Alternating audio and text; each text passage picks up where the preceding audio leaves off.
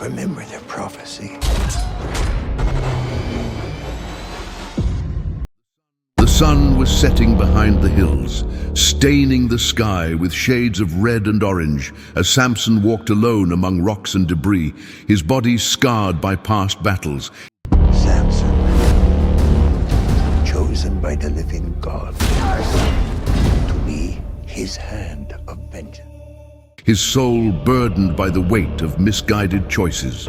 Each step served as a reminder of the strength he had lost, that supernatural ability that once made him feared among men and respected among enemies. He was no longer the same.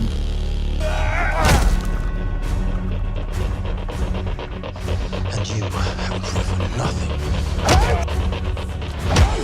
His muscles, once invincible, now seemed merely shadows of what they had been, and his freedom, something he had always taken for granted, had been stripped away.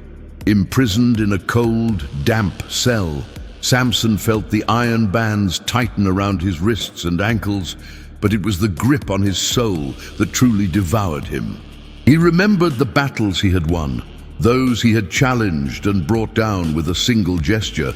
But now, surrounded by walls that echoed with mockery and whispers, the man who once inspired fear could only hear his own silence. He was trying to understand how he had ended up there, reflecting on his decisions, impulsive passions, and misplaced trust. Every memory of glory was accompanied by pain, every recollection of victory, humiliation. And yet, deep in his heart, there was a faint thread of hope, a remembrance of something greater than himself, an ancient promise that had never been erased.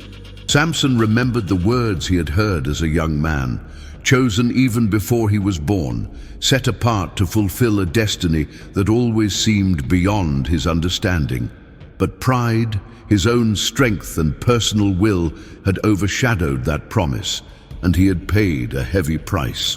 Now, in the silence of his imprisonment, he wondered if there was still time for redemption. The days dragged on. Samson spent hours watching the faint light that filtered through the bars, feeling each breath, each beat of his heavy heart.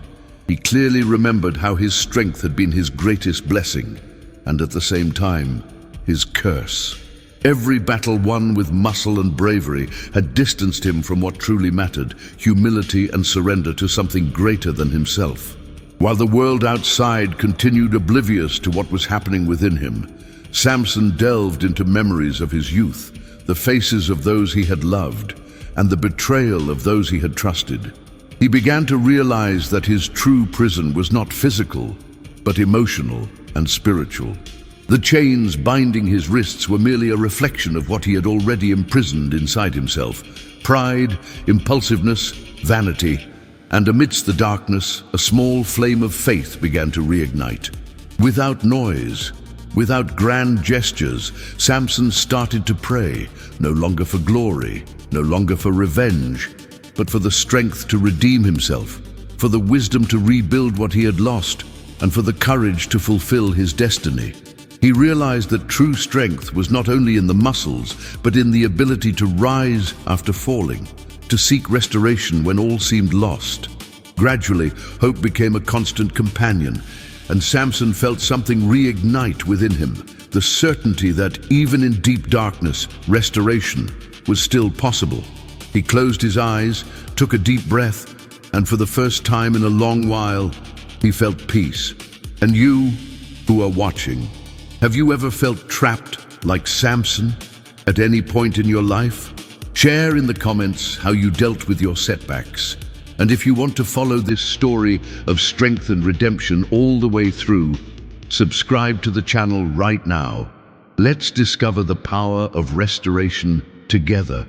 Samson remained alone, but loneliness no longer crushed him. Each minute in the darkness served as a mirror to his soul, reflecting mistakes, impulses, and human fragility. He recalled the faces of those he loved, the faces of friends he had left behind, and even the smile of the woman who once ignited his passions. Memories that blended pain and nostalgia, but something within him no longer sought revenge. A new feeling was emerging, an inner strength that surpassed any muscle, any war cry. As the cold wind blew through the prison bars, Samson felt an invisible connection, as if unseen hands were guiding him, encouraging him to believe he could still fulfill his destiny. He began to train silently, stretching his arms, strengthening each muscle, now with awareness and patience, as if every movement were a preparation for something greater than himself. The real battle was only just beginning. In his mind, he saw once more the hills of Judah, the cities occupied by enemies, the crowds that once feared him. But this time, he did not feel superior. He felt respect for the power surrounding him, a silent reverence for the balance between strength and humility. Samson finally understood that the man who loses everything and seeks only personal glory is doomed to fall. But he who humbles himself and seeks purpose can be reborn stronger than he ever imagined. He began to plan mentally every step he would take once he left that place. The man who betrayed him, the enemies mocking his captivity, everyone would have to witness that Samson still possessed strength, but a different kind, the strength of faith and wisdom that only pain can teach. Samson lifted his gaze to the faint light piercing through the bars, realizing that, though small, it was enough to guide his path back to freedom. Time passed, and Samson felt every fiber of his body awaken with a quiet determination. He sought not merely physical strength. He yearned for the restoration of his soul, the fulfillment of his mission, and the opportunity to prove to himself that a fall does not define a man. Every sound of the dungeon, every step of the guards, every creaking chain seemed to accompany his silent training, almost as if the very prison itself was contributing to his evolution. He began studying his enemies' movements, listening to their conversations, understanding their weaknesses. Samson remembered every strategy he had used in his youth, but now the experience of pain and reflection was teaching him something new. Patience is as powerful as physical strength. He was preparing not to attack out of rage, but to act with precision, like an instrument of justice that God would still place in his hands. Meanwhile, outside the prison, the enemies believed that Samson was finished, that his name would be forgotten, and that no one would remember his power. But Samson knew that the real battle was not just against them, it was against everything that had consumed him: pride, vanity, and regret. He trained silently, but each movement carried the weight of his history, of every mistake and broken promise, turning pain into strength and suffering into wisdom. He closed his eyes and remembered the lion he had faced alone, the city he had toppled with a simple gesture. But now his internal victories were greater than any display of physical strength. Samson understood that he had lost much, but what was to come would surpass everything he had known. The giant was awakening, but his greatness now stemmed from faith, not just muscles. The silence of the prison, once a chamber of torture that amplified each of his failures, gradually became his greatest ally. In that perpetual darkness, where time lost all meaning, Samson began a journey of inner reconstruction. He realized, with a clarity that only profound pain can grant, that each night of solitude and each cold morning stretching over Philistine Gaza were not empty punishments, but tools of a celestial goldsmith, patiently honing his resolve and breaking the impurities of his character to reveal a more resilient core. He began to perceive freedom in a radically new way. It was no longer merely an escape from chains and bars or a reckless return to old ways. Now, freedom was painted in his mind as a complete restoration of his life and his divine purpose, long forgotten. Every iron link pressing against his skin, even if still physically intact, became in his spirit a symbol of what he could and would break. He pondered the nature of strength, reaching an epiphany that redefined his existence. Strength without direction, without a sacred why, was nothing more than vanity and ruin, a whirlwind that destroys everything around and within itself. But strength allied with purpose, especially one emerging from the ashes of remorse, transforms destinies, moves mountains, and etches legacies into eternity. And then, on one of those silent mornings, when the grey sky barely distinguished itself from the stone of his cell, he felt something fundamentally change within him. It was not a thunderous roar, but a gentle and profound awakening, like the first ray of sunlight after a long and harsh winter. It was a certainty that went beyond the strengthening of his still potent muscles, an unwavering faith that no matter how many times life had knocked him to the ground, how many times he himself had stumbled over his own arrogance, there was still one last powerful chance for redemption. Samson took a deep breath, filling his lungs with the damp air of the prison, and felt a new energy. Not the blind fury of before, but a serene and mighty current of conviction coursing through his body.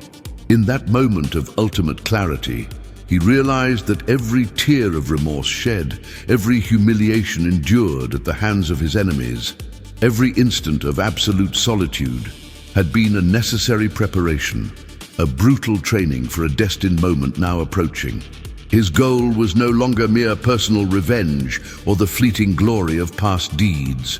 He longed for something infinitely greater, to fulfill once and for all the destiny that had always been his since the womb, a destiny that his pride had nearly invalidated. He began to whisper to the shadows, speaking to himself in prayers and affirmations that became his mantra, the foundation of his new reality. Not anymore for myself, but for something greater.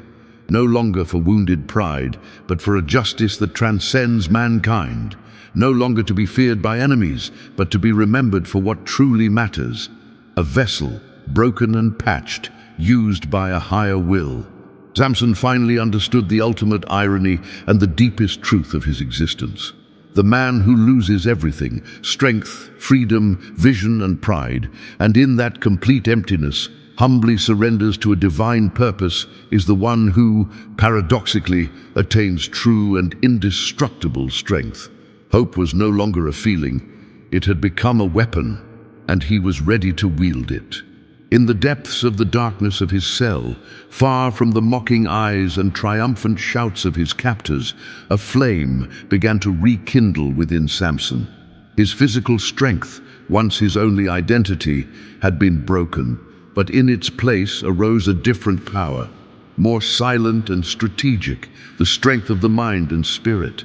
This was how Samson began to plot his return mentally, meticulously, like an artisan planning his masterpiece.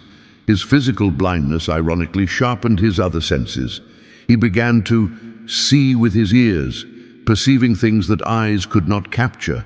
He attentively observed each heavy movement of the guards, memorizing the sound of their footsteps, the jingling of their keys, the rhythm of their patrols.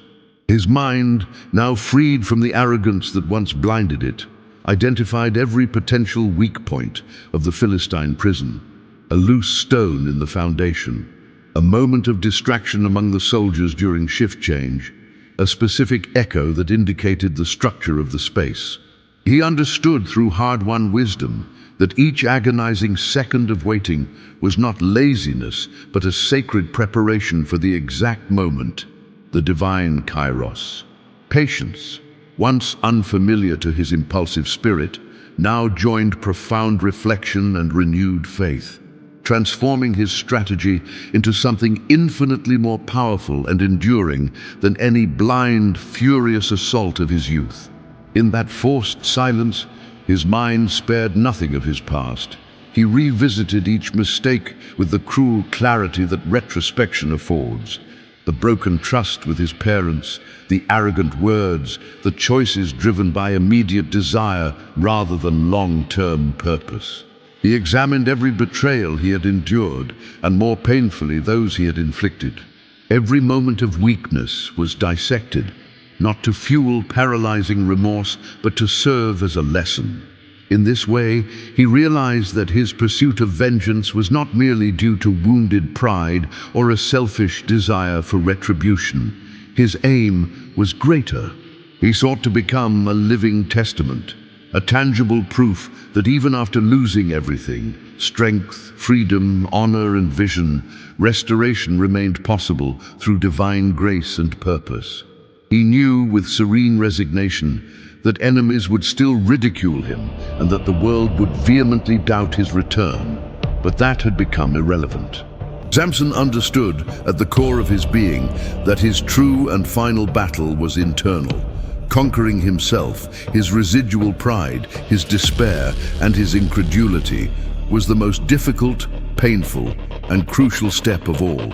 And as this silent battle unfolded within his soul, a miracle began to take shape in his heart. Hope, like a delicate flower blooming in rocky soil, started to flourish. From the depths of his memory, ancient and sacred words surfaced like a balm. He who perseveres to the end shall be saved, and who trusts shall be as Mount Zion, which cannot be shaken. These promises became the foundation upon which he rebuilt his identity. Every positive thought of redemption, each meticulous gesture of physical preparation, feeling the weight of the chains, strengthening himself against the pillar of the cell, and every silent prayer whispered in the shadows were not acts of despair, but bricks in a new inner edifice. This daily discipline, mental and spiritual, increased his strength in ways his muscles never could. And so, day after day, the broken, humiliated, and blind man was secretly being forged and transformed into an instrument of purpose. Someone ready to emerge and, in a final act of faith, change the course of history forever. The air weighed heavily in the grand temple, thick with the scent of sweat, dust, and oil. At last, the moment had arrived. After captivity, humiliation, and the darkness of blindness, Samson was ready. He was no longer the brute and arrogance of before, but a renewed strength, tempered in the fire of suffering and humility. Every muscle, every fiber of his body now aligned perfectly with each spark of his newfound faith. He knew, with a clarity that transcended physical sight, that this confrontation was not merely about physical strength. It was about divine purpose, long-delayed justice, and the final restoration of his destiny. The Philistines gathered around him, their voices a sea of mockery and scorn. They saw a blind, chained man, a circus animal for their entertainment. But when Samson lifted his head, a powerful serenity radiated from his presence.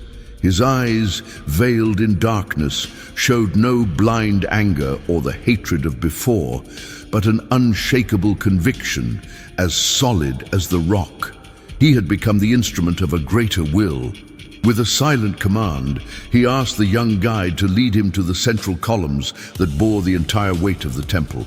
His steps were steady, his breathing a constant rhythm of determination.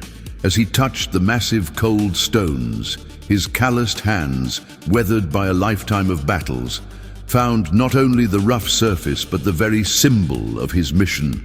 Every subsequent gesture was of supernatural precision, every movement an eloquent testament to his inner transformation.